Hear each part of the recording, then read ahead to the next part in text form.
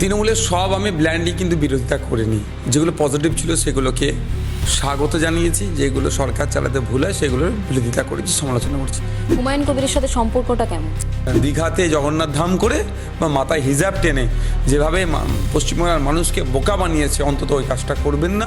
ভাঙড়ে শওকত মোল্লাকে নিয়ে যে গান করা হয়েছে, তার জনপ্রিয়তা আমি দেখছি যে ভাঙড় ছাড়িয়ে, বাংলা ছাড়িয়ে বিদেশ পর্যন্ত পৌঁছেছে। মানে আপনার থেকে কি পারমিশন নেওয়া হয়েছিল, অনুমতি নেওয়া হয়েছিল এই গানটা তৈরি করার সময়? রাজ্যের স্বার্থে, রাজ্যের ভালোর স্বার্থে যারাই কথা বলবে সেই কথার সাথে আমি সহমত। শাসক দলের তরফ থেকে বিরোধীদের বলতে দেওয়া হতো না, আপনাকেও বারবার বলতে গেলে বাধা দেওয়ার চেষ্টা করা হয়েছে।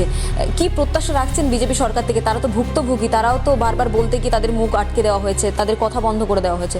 তারা কি সেটা পুনরাবৃত্তি? 2021 সালে আইএসএফ এর তরফ থেকে দাঁড়ালেন, বিধায়ক হলেন। 2026-এও আবার ভাঙড় থেকে জনগণ আপনাকে চাইলো এবং বিধায়ক হিসেবে এই মুহূর্তে বিধানসভাতে বসে রয়েছেন আপনি। তখন দেখেছেন শাসক দলে তৃণমূল, এখন বিজেপি, যার বিরুদ্ধে লড়াই ছিল তৃণমূল বিজেপি, সেই বিজেপি এখন শাসক দলে রয়েছেন। কি আশা রাখছেন বিজেপি সরকারের তরফ থেকে? দেখুন, আমি তৃণমূলের সরকারের পিরিয়ডে 5 বছর পার করেছি, এখন বিজেপির শাসনামলে আসছে। তৃণমূলের সব আমি ব্ল্যান্ডলি কিন্তু বিরোধিতা করিনি। যেগুলো পজিটিভ ছিল সেগুলোকে স্বাগত জানিয়েছি, যেগুলো সরকার চালাতে ভুল হয় সেগুলোর বিরোধিতা করেছি, সমালোচনা করছি। ঠিক একইভাবে এখানে আমি রাজনীতি তথা রাষ্ট্রসেবা, রাষ্ট্রের জনগণকে সেবা করতে এসেছি। পশ্চিমবাংলার আইনসভার মধ্যে যে পজিটিভ দিকগুলো বিজেপি করবে, অর্থাৎ রাজ্য সরকার করবে, তার আমি তাকে স্বাগত জানাবো। আর যেগুলো জনগণের বিপক্ষে যাবে, যদি যাই, সেগুলোর আমি বিরোধিতা করব। এর বাইরে কিছু নয়। আগে দেখা যেত শাসক দলের তরফ থেকে বিরোধীদের বলতে দেওয়া হতো না, আপনাকেও বারবার বলতে গেলে বাধা দেওয়ার চেষ্টা করা হয়েছে।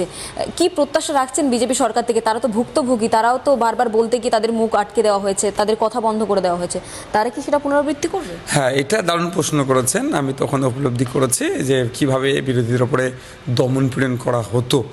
তো সেই জায়গায় আশা করব এক্ষেত্রে বিরোধীদেরকে, গণতন্ত্রে হচ্ছে তখনই শক্তিশালী থাকবে যখন বিরোধীরা স্ট্রং থাকবে। স্বাভাবিকভাবে গণতন্ত্র রক্ষার সাথে গণতন্ত্রকে স্বাস্থ্যকর রাখতে গেলে বিরোধী কণ্ঠকে কোনোভাবেই যে অ্যাভয়েড করা বা তাদেরকে দমিয়ে দেওয়া যাবে না। তো নতুন যে সরকার হয়েছে, আশা করব সে আমাদের মতো যারা বিরোধী আছে, গঠনমূলক যারা বিরোধিতা করে, তাদেরকে বলার সেই সুযোগটুকু দেবে, স্বাধীনতা দেবে। রাজনৈতিক মতপার্থক্য রয়েছে বিজেপির সাথে, কিন্তু নিযুক্ত যে মুখ্যমন্ত্রী রয়েছে রাজ্যের, শুভেন্দু অধিকারী, তাকে শুভেচ্ছা বার্তা জানিয়েছিলেন টেলিফোনে বা মেসেজে?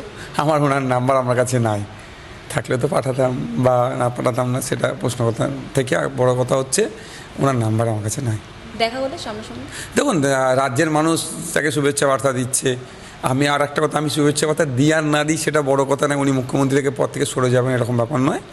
একজন মুখ্যমন্ত্রীর কাছে আমার এটাই থাকবে আবেদন, একাধিক সময় একাধিক বলবো, সেটা হচ্ছে যে বিগত দিনে যেভাবে বাংলার মানুষকে শোষণ করা হয়েছে, বঞ্চিত করা হয়েছে, ধর্মের নামে উন্মাদনা তুলে চাইছে আপনার দীঘাতে জগন্নাথ ধাম করে বা মাথায় হিজাব টেনে যেভাবে পশ্চিমবাংলার মানুষকে বোকা বানিয়েছে, অন্তত ওই কাজটা করবেন না। পশ্চিমবাংলার মানুষের ধর্মনিরপেক্ষ মানুষের অধিকার নিয়ে বেঁচে থাকবে এবং মানুষের যেটা অধিকার সেগুলো বুঝিয়ে দেবেন, এই আশা প্রত্যাশা নবনির্বাচিত মুখ্যমন্ত্রীর কাছে আমি করব। নওশাদ, আমার আরেকটা প্রশ্ন রয়েছে, সেটা হলো আপনার যে দল রয়েছে বা আপনার যে লড়াই, সেটা সংখ্যালঘুদের বা যারা সংখ্যালঘু রয়েছে সমাজে, তফসিলি জাতি বা যারা আদিবাসী সম্প্রদায় রয়েছে, তাদের লড়াইটা আপনি লড়ছেন। সেক্ষেত্রে আগের যে সরকার আমরা দেখেছিলাম, তারা সংখ্যালঘুদেরকে দুধেল গাই হিসেবে নিজেই তারা স্বীকার করেছিল। বিজেপি বারবার আমরা শুনেছি যে সংখ্যালঘু বিরোধী একটা দল, সেই দল রাজ্যে ক্ষমতায় এসছে। বিজেপির কাছে কি কোনো আশা প্রত্যাশা রাখবেন যে সংখ্যালঘু বিরোধী তাদের উপর যে তকমাটা রয়েছে সেটা সরিয়ে রেখে সংখ্যালঘুদের উন্নয়ন করা? ব্যাপারটা হচ্ছে আমরা বঞ্চিত মানুষের পাশে থাকার চেষ্টা নিয়ে তার দল তৈরি হয়েছে। বঞ্চিত মানুষের সংখ্যার মধ্যে মুসলমান আছে, দলিত আছে, আদিবাসী আছে, পিছিয়ে বর্গের অনেকে আছে। আর স্পেসিফিক যখন বিজেপির কথা বলেছেন সংখ্যালঘু বা মুসলমান রিলেটেড, দেখুন একটা জিনিস আমি যতটুকু রাজনীতি যতটুকু জ্ঞান উপলব্ধি করেছি, ক্ষমতায় আসার আগে অনেক চিৎকার চেঁচামেচি করে, এই সেই হ্যান ত্যান। ক্ষমতায় যারা চলে আসে স্বাভাবিকভাবে তাদের একটা গুরু দায়িত্ব পড়ে যায়, সাংবিধানিক দায়িত্ব তার উপরে বর্তায়। সুতরাং বর্তমানে বিজেপি পরিচালিত যে রাজ্য সরকার চলছে তাদের উপরে তো বর্তাবে। রাজ্যের প্রত্যেকটা মানুষ, 10.5 কোটি মানুষকে ভালো রাখার জন্য, সে 3.5 কোটি মুসলমান হতে পারে, প্রায় 1 কোটি মতো আদিবাসী হতে পারে, দলিত হতে পারে, মতুয়া হতে পারে, যারাই আছে প্রত্যেকটা মানুষকে তাদেরকে তার অধিকারকে বুঝিয়ে দেওয়ার তার কর্তব্যের মধ্যে পড়ে, সাংবিধানিক দায়িত্ববোধের মধ্যে পড়ে। সুতরাং আমার মনে নতুন করে বলার প্রয়োজন বোধ করবে না যে বিজেপি আজকে পশ্চিমবাংলায় এসছে, তারা দেশ চালাচ্ছে। আমি আশা করব পশ্চিমবাংলার সংখ্যালঘু দলিত আদিবাসীদের যে অভাব অভিযোগগুলো আছে সেগুলো পূরণ করা। যেমন আমি একটা কথা বলি, বিগত 3টে বছরে পশ্চিমবাংলা ST/SCদের জন্য নতুন হোস্টেল তৈরি হয়নি, ভাবতে পারা যায়। আর যে হোস্টেল কিছু আছে সেগুলো বন্ধ হয়ে আছে, সেগুলো চালু করবে। মাইনরিটিদের জন্য যে হোস্টেলের নামে যে তোলাবাজিগুলো হচ্ছে সেগুলোকে বন্ধ করে মাইনরিটিদের জন্য, সমাজের জন্য ছেড়ে চালু করে দেবে। এবং মাইনরিটি ছেলে মেয়েদের জন্য যে হোস্টেল তৈরি হয়েছে, সে কন্ট্রাক্ট বেসিসে যারা চাকরি করছে সেখানেও তারা দীর্ঘদিন ধরে তারা তাদের সাম্মানিকটা পাচ্ছে না।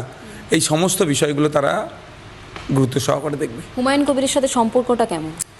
দেখুন, আমার সাথে সম্পর্ক বিধানসভার মধ্যে হাই হ্যালো এতটুকুই। AJP অধিবেশন চলাকালীন তারা সংখ্যালঘুদের হয়ে কথা বলবে, তারা সংখ্যালঘুদের হয়ে বারবার অধিবেশনে প্রশ্ন তুলবে, তো সেক্ষেত্রে কি করবেন? তার পাশে থাকবেন হুমায়ুন কবিরের? দেখুন, আমি একটা কথা বলি, পজিটিভ যারাই বলবে, সংখ্যালঘু বা সংখ্যাগুরু এই ধরনের ব্যাপার নাই, রাজ্যের স্বার্থে, রাজ্যের ভালোর স্বার্থে যারাই কথা বলবে সেই কথার সাথে আমি সহমত। ইভেন আমি বলছি, লাস্ট 5 বছর আমার রেকর্ড দেখবেন, যে কাজগুলো বাংলার মানুষের স্বার্থে ভালো হয়েছে তৃণমূল কংগ্রেসের পক্ষ থেকে, সেটাকে আমি বাহবা জানিয়েছি।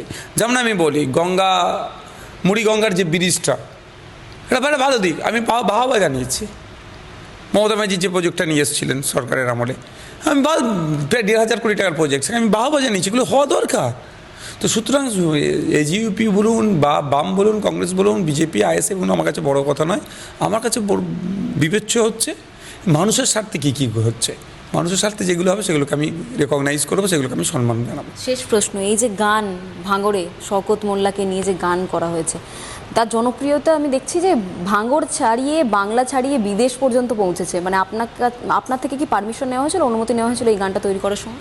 না, ওটা আমাদের অফিসিয়াল কোনো সং না, কেউ ব্যক্তিগত উদ্যোগে করেছে। এখন যেটা ব্যাপকভাবে ভাইরাল হয়েছে, কে বলতে পারছি না এক্স্যাক্টলি কে করেছে। প্রচারে ব্যবহার করেছিলেন? না, আমার পার্টি, মানে বললাম না, আমাদের কোনো অফিসিয়াল সং না এটা। আপনারা জানেন আমরা বিলো দ্য বেল্ট অ্যাটাক করি না। কিন্তু শওকত মোল্লা তো ক্ষেপে বোম হয়ে গেছে, মানে আপনার ওপর এবং ব্যক্তিগতভাবে ISF-এর ওপর। সরকার স্যার তো বলবেই, আমার ছাড়া কি আছে। ISF ফোবিয়াতে ভুগছিলেন উনি। তার উত্তর কি মানুষ দিয়ে দিয়েছে? হ্যাঁ, অবশ্যই। 1,26,555 জন ভাঙড়ের মানুষ উত্তর দিয়েছে। এটা প্রমাণ করেছে ভাঙড়ে কোনো নটোরিয়াস ক্রিমিনালকে ভোটে জিতাবো না। আপনি তো গানের লাইনই বলে ফেললেন। না, নটোরিয়াস ক্রিমিনাল তো ন্যাশনাল হিউম্যান রাইটস কমিশন বলেছে, সেটাই আমি বলছি।